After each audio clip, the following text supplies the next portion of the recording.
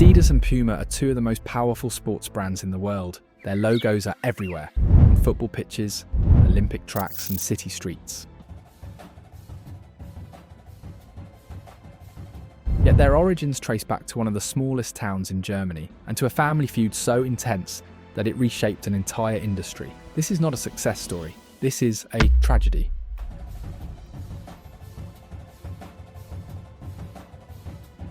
Rudolf Dassler, known as Rudi, was born in 1898 in Herzogenaurach, a quiet Bavarian town known mainly for shoemaking. 2 years later, his younger brother Adolf was born. Adolf, nicknamed Adi, was the complete opposite of his brother. Rudi was loud, confident, and social. Adi was quiet, introverted, and obsessed with detail. Their family struggled to survive. Their father worked in a shoe factory, but earned barely enough. Their mother ran a small laundry business from home, scrubbing clothes late into the night. From an early age, the brothers learned that survival required constant effort. Then came World War I. Both brothers were drafted into the German army. They returned to a country that was economically destroyed. Hyperinflation wiped out savings.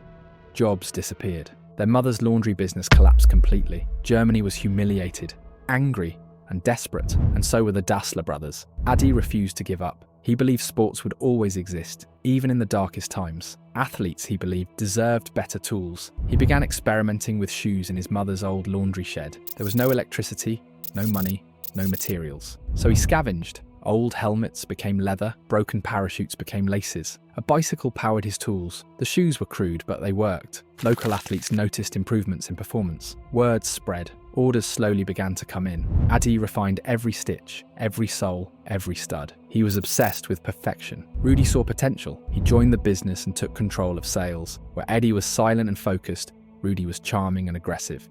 He pushed the shoes into every sports club he could find. In 1924, the Dassler brothers' shoe factory was officially born. For a while, the partnership was perfect, but success brings pressure, and pressure reveals cracks. As Germany entered the 1930s, politics began to dominate daily life. When Hitler rose to power, sports became a tool of ideology. Strength, discipline, and physical dominance were glorified. Demand for athletic footwear exploded. Both brothers joined the Nazi Party, and their factory thrived under the regime. Then came 1936. Germany hosted the Berlin Olympics, intended to showcase Nazi supremacy. Adi saw something else, a marketing opportunity that could change everything. Against enormous political risk, he approached Jesse Owens, an African-American sprinter competing on German soil. Owens accepted the shoes. Jesse Owens won 4 gold medals.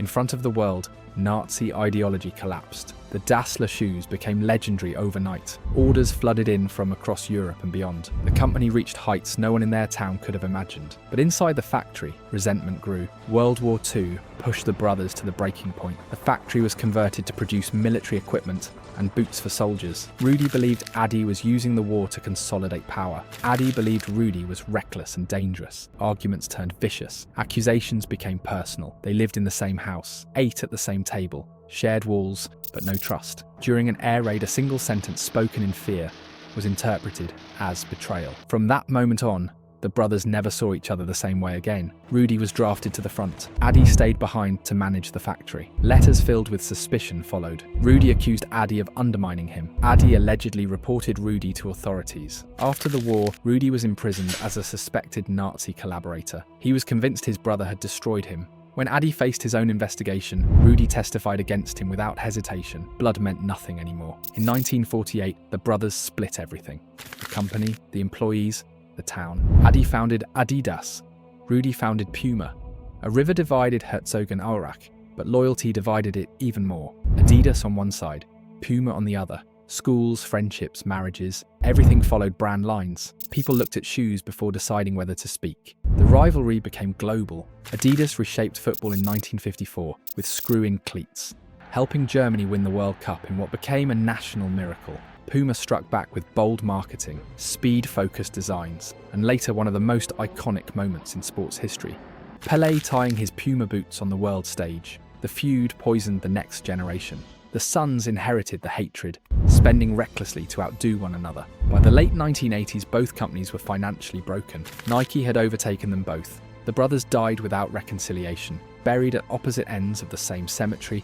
Even death could not unite them. Only decades later did their companies symbolically end the feud, but the damage had already shaped history. Two brothers, one invention, a rivalry that split a town, fueled two empires, and changed sports forever.